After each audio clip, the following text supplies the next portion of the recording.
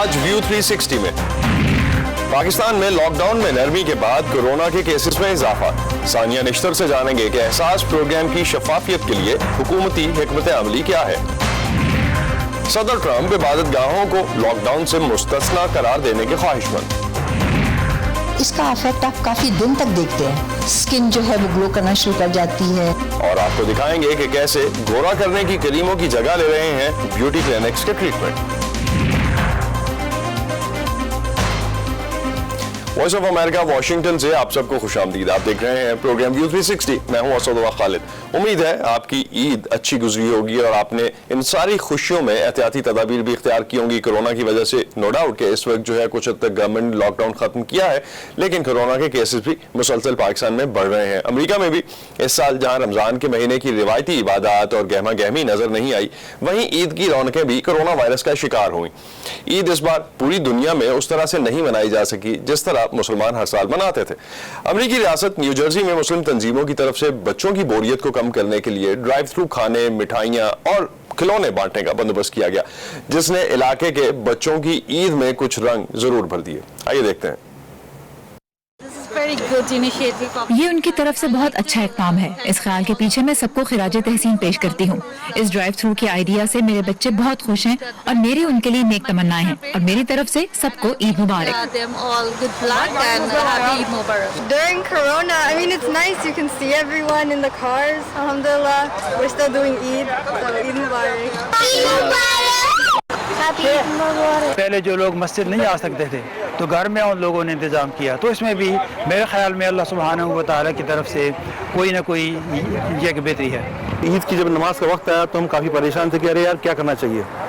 تو ہم نے سوچا کہ یار ایسی چیز کرتے ہیں جو ڈرائیو تھرو ایونٹ کرتے ہیں, جہاں پر کاریں آئیں گے, لوگ کاروں میں سے اتریں گے نہیں, انہیں کو مطلب کار میں بیٹھے رہیں گے, اور انہیں ہم بچوں کے لیے کھلونے, بڑوں کے لیے مٹھائی اور پیزا وغیرہ بھی کافی چیزیں دی ہیں. آج پاکستان میں کورونا وائرس کا شکار افراد کی تعداد لگاتار بڑھتی جا رہی ہے, اور تازہ ترین حکومتی اعداد و شمار کے مطابق اس وقت کیسز کی تعداد 60,000 کے لگ بھگ ہے. معاون خصوصی صحت ڈاکٹر ظفر مرزا کا کہنا ہے کہ لوگوں نے سمجھا یہ کہ شاید یہ بیماری عید تک ہی تھی, لیکن ایسا نہیں ہے تو ذمہ داری کا مظاہرہ کریں. اگر ذمہ داری کا مظاہرہ نہیں کیا گیا تو لاک ڈاؤن مزید سخت ہو سکتا ہے. اس صورتحال میں اضافہ پاکستان میں حالیہ لاک ڈاؤن میں نرمی کے بعد دیکھنے میں آ رہا ہے. ملک بھر میں عید کی خریداری کے دوران حفاظتی انتظامات اور دیگر پہلوؤں کو مکمل نظر انداز کیا گیا. عید کی نماز بھی تمام مساجد میں ادا کی گئی, جس کے بعد ماہرین کا کہنا ہے کہ ان کیسز کی تعداد میں اضافہ ہو سکتا ہے. پاکستان میڈیکل ایسوسی ایشن کے سیکرٹری جنرل ڈاکٹر کیسر سجاد کی وائس آف امریکہ سے بات ہوئی. ان کا کہنا ہے کہ اس وقت صورتحال پاکستان میں جتنی خراب ہونی تھی وہ پہلے ہی ہو چکی ہے. ہسپتالوں پر دباؤ بہت زیادہ بڑھ چکا ہے, بیشتر ہسپتالوں میں مریضوں کے داخلے کی گنجائش ختم ہو چکی ہے. ڈاکٹر کیسر کے مطابق حکومتی رویے کی وجہ سے ہی لوگوں نے یہ سوچا کہ اگر حکومت ہی سب لاک ڈاؤن ختم کر رہی ہے تو اس کا مطلب ہے کہ کورونا وغیرہ کچھ ہے ہی نہیں, جس کے بعد لوگوں نے اس کو غیر سنجیدہ لینا شروع کر دیا ہے. اس وقت کیسز کی تعداد لگاتار بڑھ رہی ہے اور متاثرہ افراد کی شرح ٹیسٹ کے حساب سے بہت زیادہ بڑھ گئی ہے. پاکستان کو کووڈ 19 کی وجہ سے مختلف چیلنجز کا سامنا ہے, جس میں سر فہرست صحت اور معیشت کے شعبے ہیں. پاکستانی حکومت کے پاس کیا حکمت عملی ہے ان حالات سے نمٹنے کے لیے, یہ جاننے کی کوشش کی وائس آف امریکہ کی سبا شاہ خان نے وزیر اعظم پاکستان عمران خان کی معاون خصوصی اور احساس پروگرام کی سربراہ ثانیہ نشتر سے. ڈاکٹر نشتر, اس وقت جو کووڈ 19 کی وجہ سے آپ کو چیلنجز درپیش ہیں, ان کو مد نظر رکھتے ہوئے آپ صورتحال کو کس طرح دیکھتی ہیں؟ دیکھیے, کووڈ 19 سے لوگوں کی جو نوکریاں ہیں, لوگوں کا روزگار جو ہے وہ بہت بری طرح سے متاثر ہوا ہے.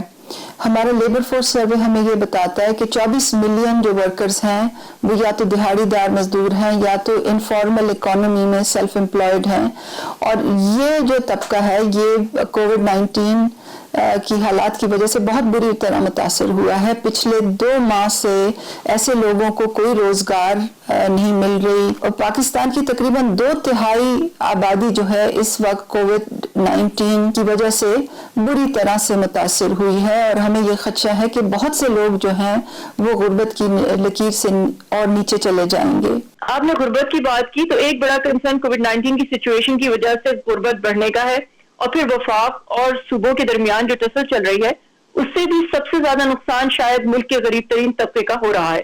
اس صورتحال میں بہتری لانے کے لیے سپریم کورٹ نے بھی کہا, تو آپ کے خیال میں صورتحال کو بہتر کرنے کے لیے کیا کیا جا سکتا ہے؟ جہاں تک ایمرجنسی میجرز کا تعلق ہے جو احساس کے چھتری کے نیچے اس وقت ہو رہے ہیں, وہاں تو وفاق اور صوبوں کے درمیان بہت ہم آہنگی ہے, کیونکہ ہمارا جو ایمرجنسی کیش کا جو پروگرام اس وقت چل رہا ہے, جس کے ذریعے ہم 12 ملین خاندانوں کو 12,000 روپے کی امداد دے رہے ہیں, اس میں تو وفاقی حکومت جو ہے وہ لیڈ لے رہی ہے. تمام صوبے جو ہیں اس بات سے قطع نظر کہ ان کا تعلق کس پولیٹیکل پارٹی سے ہے, وہ تب سارے جو ہیں وہ اس پروگرام کا حصہ ہیں. اور آپ نے دیکھا ہوگا کہ کرونا وائرس کے تناظر میں بھی جو انتظامی ڈھانچے بنے تھے, آپریشنل ارینجمنٹس تھے, اس میں وفاقی حکومت نے صوبائی حکومتوں کو بالکل ہی لیول پلینگ فیلڈ دے رکھا تھا. احساس کیش پروگرام کی بات کریں تو اس کے حوالے سے کرپشن کی کچھ خبریں سامنے آئی ہیں, اور کچھ دن پہلے راولپنڈی میں مزدوروں نے ایمرجنسی کیش پروگرام میں کرپشن کے خلاف مظاہرہ بھی کیا, اور آپ خود بھی کہہ چکی ہیں کہ ٹرانسپیرنسی آپ کے لیے سب سے اہم ہے, اولین ترجیح رکھتی ہے. تو یہ بتائیے کہ پروگرام میں شفافیت لانے کے لیے آپ کیا کر رہی ہیں؟ شفافیت اور قواعد و ضوابط کی پاسداری جو ہے وہ ہمارے لیے احساس ایمرجنسی کیش میں سب سے زیادہ اہم ہے. آپ نے دیکھا ہوگا کہ 9 اپریل کو ہم نے اپنی آپریشن شروع کی تھی, اور 3 اپریل کو میں نے ایک ویڈیو جاری کی تھی جس میں نے ڈیٹیل میں تمام پروسیس بیان کیا تھا. اس پروسیس کو فارم اپ کرنے سے پہلے تمام صوبوں کو آن بورڈ لیا گیا تھا. جو تفصیلات ہیں وہ تمام جو ہیں وہ ایک ویب سائٹ پہ شائع ہیں, کیونکہ اور یہ پہلی دفعہ ہو رہا ہے پاکستان کی ہسٹری میں کہ اس قسم کی تفصیل جو ہے وہ پبلک ہو رہی ہے. آپ نے بات کی تھی کرپشن کی ایلیگیشنز پہ. الحمدللہ اس پروگرام پہ کوئی کرپشن ایلیگیشنز نہیں ہیں. جہاں بھی کیش موو کرتا ہے, چاہے وہ بڑے بڑے بینکوں میں بھی ہو, چاہے وہ کسی سوشل پروٹیکشن پہ ہو, جہاں بھی کیش موو کرتا ہے وہاں بدعنوان عناصر بہت زیادہ متحرک ہوتے ہیں. اور ہمارے بھی آپریشنز پہ بہت سے سائبر اٹیکس ہوئے ہیں, fake websites, fake SMS, fake currency, بہت سے حملے ہوئے ہیں جس کو ہم نے on a real time basis deal کیا ہے. ہم پھر ڈیل کرتے ہیں ان بدعنوان ایجنٹس کے ساتھ کہ جب ایجنٹس لوگوں کو پیسے دیتے ہیں تو یہ بیچارے بہت ہی ان پڑھ معصوم لوگ ہوتے ہیں. ان کو اکثر وہ بتاتے ہیں کہ جی آپ کے 12,000 تو نہیں, 11,000 آئے ہیں, 200 کم آئے ہیں. تو ان چیزوں کے خلاف ہم بھی بہت متحرک ہیں, ہم بھی ان چیزوں کو کنڈیم کرتے ہیں. ان کے خلاف FIRs ہوتی ہیں, لوگوں کی گرفتاریاں ہوتی ہیں. آج بھی 300 سے لوگ اوپر جیل میں ہیں, بہت سی FIRیں کٹ چکی ہیں.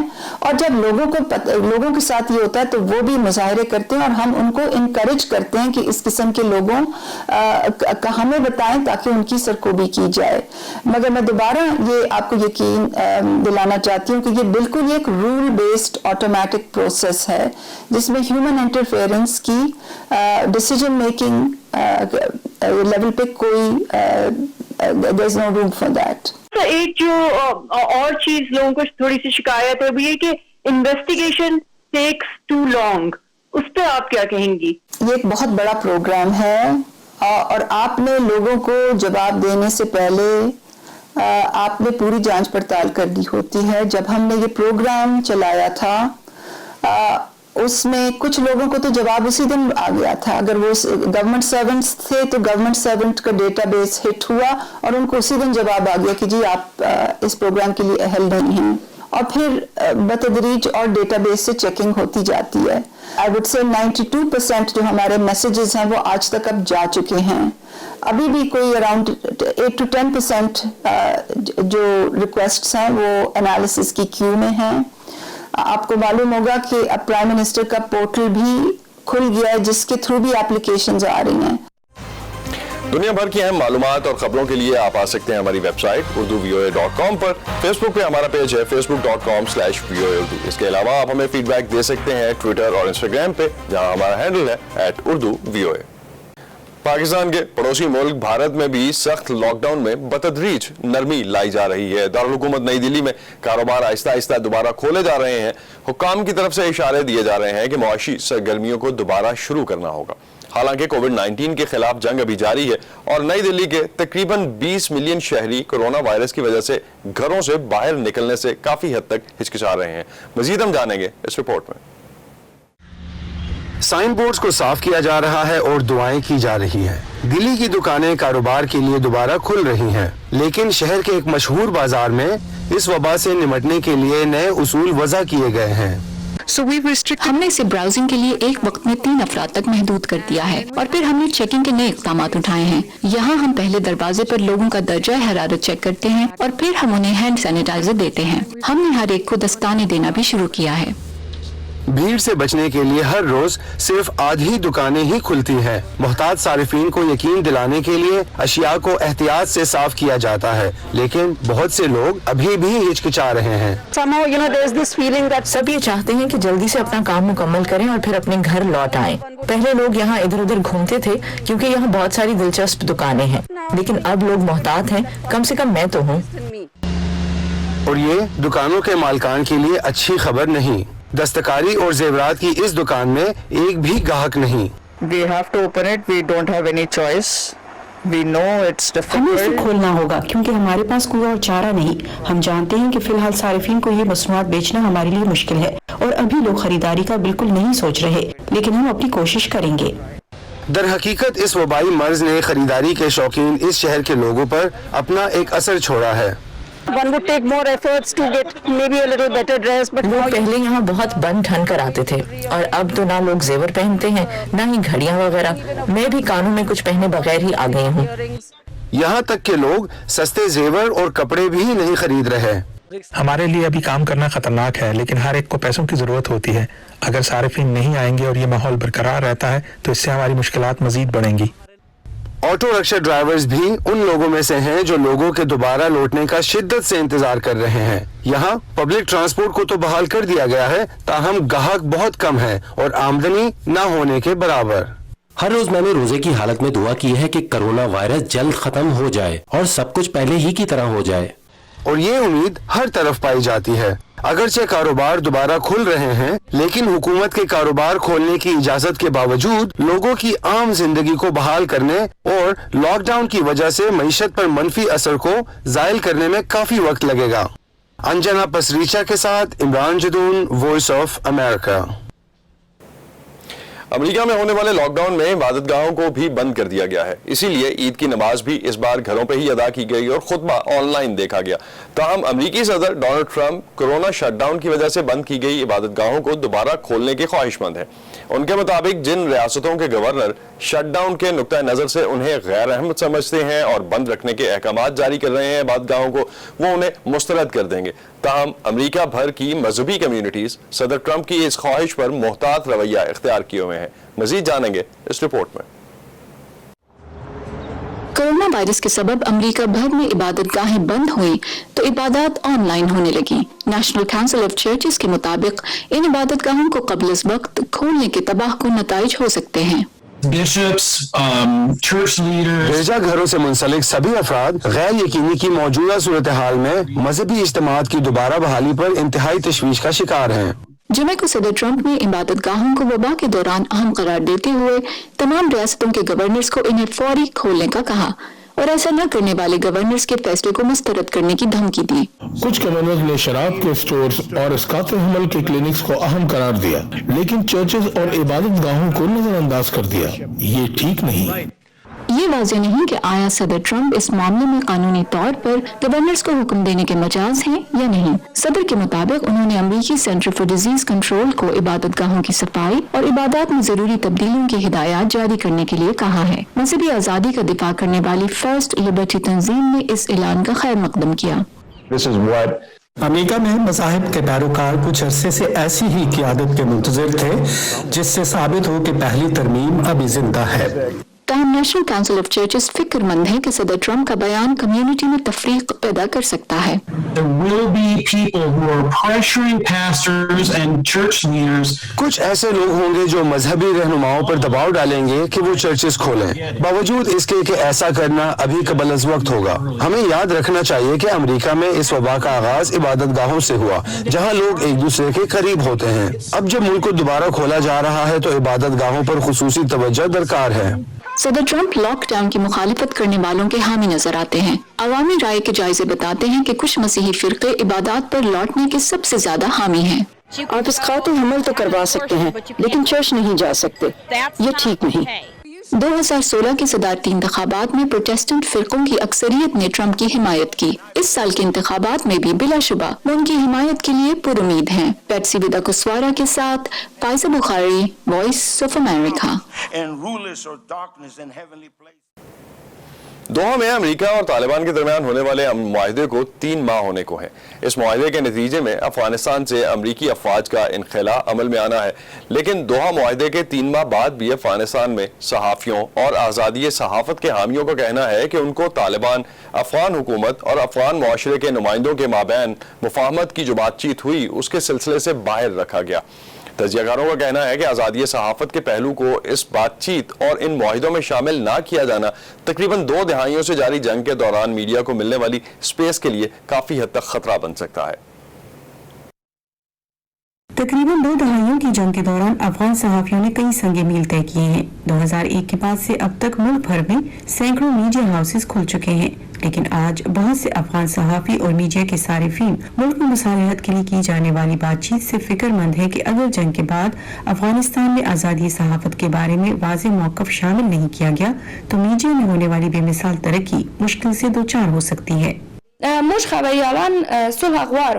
सहाफ़ी अमन चाहते हैं, लेकिन ये मजबूरी से बुर्का पहनने या आज़ादी इजहार जो अब हमारे पास है इसकी कीमत पर नहीं। तालिबान को ये समझना चाहिए कि इस मुल्क में अफगान मर्द और औरत दोनों को आज़ाद रहने का हक है।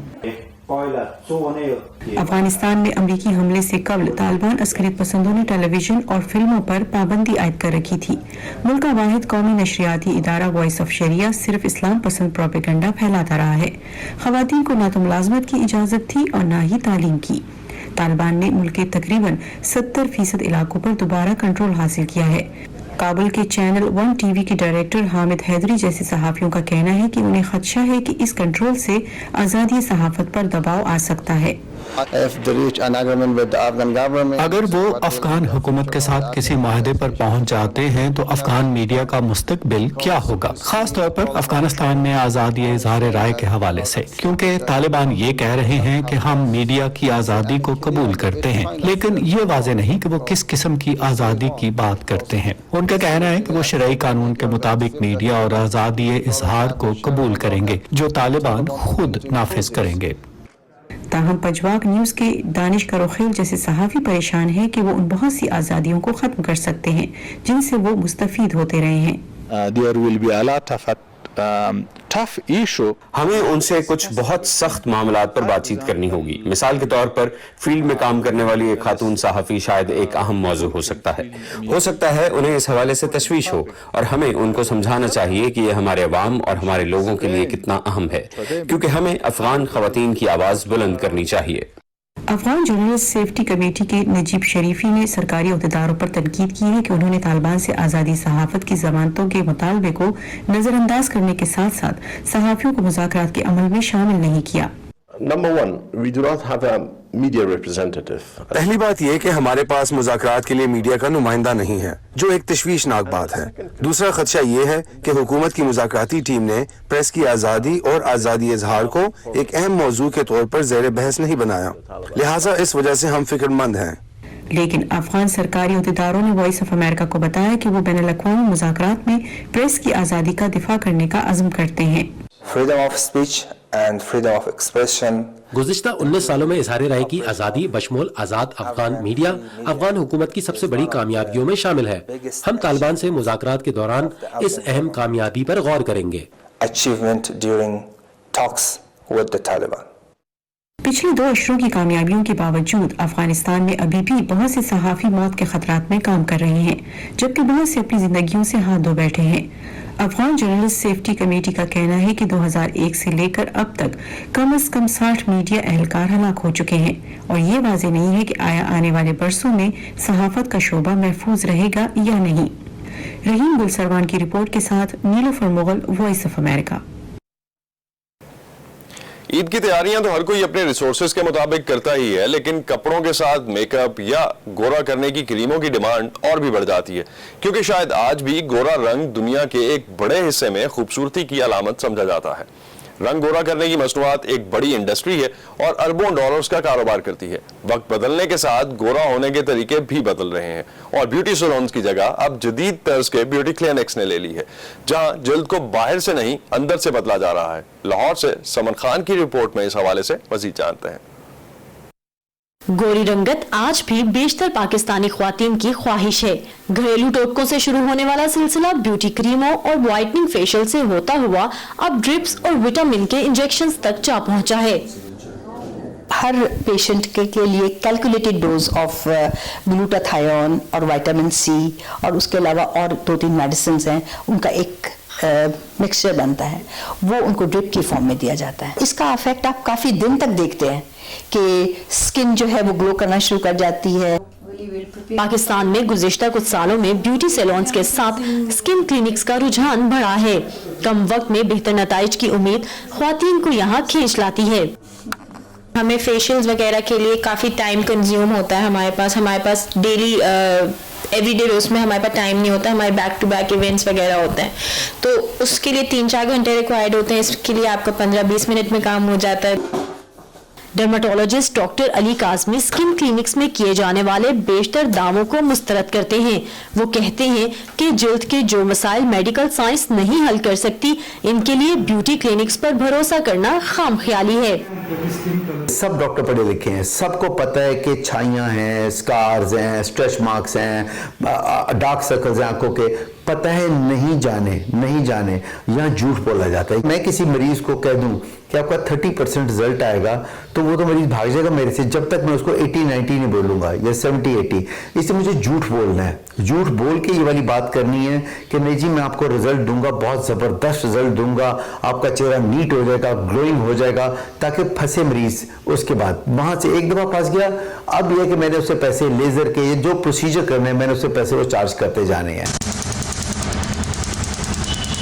पाकिस्तान में ब्यूटी सैलून्स और क्लिनिक्स में फ्राहम की जाने वाली सर्विसेज का मेयार कैसा है और ये कितनी महफूज है, इसे परखने के लिए कोई इदारा मौजूद नहीं। लेकिन सोशल मीडिया के दौर में जहां मालूमात एक क्लिक से मिल जाती हैं, सार्फिन समझते हैं कि वो हकाइक की बुनियाद पर ही फैसला कर रहे हैं। When it comes to skin तो हर कोई हर चीज़ ट्राई नहीं करता, बट ऑब्वियसली फिर आप रिव्यूज़ पढ़ते हैं कि क्या रिव्यूज़ हैं, लोगों से सुनते हैं, तो इसके बारे में काफ़ी ज़्यादा सुना हुआ था तो फिर ट्राई करना था। चेहरा आपका, पैसे आपके, मर्जी भी आपकी, लेकिन रंगत निखारने या जल से मुतल्लिक किसी भी तरह की ट्रीटमेंट लेने से पहले एहतियात और समझदारी से काम लें, क्योंकि माहिरीन कहते हैं कि तमाम जल्द के रंग को गोरा करने के लिए कोई महफूज या साइंसी तौर पर तस्लीम शुदा तरीका ताहाल तो नहीं है। Saman Khan, voice of America, Lahore. ये था आज का व्यू 360। स्टे सेफ और हमें लिखिए कि इस दफा की ईद कोरोना वायरस की वजह से आपके लिए पुरानी ईदों से कैसे मुख्तलिफ थी। आप हमें लिख सकते हैं facebook.com/VOA उर्दू के पेज पर, ट्विटर और इंस्टाग्राम पे हमारा हैंडल है @urduvoa। अब तक के लिए इतना ही। असदुल्लाह खालिद को इजाजत दीजिए। खुदा हाफिज।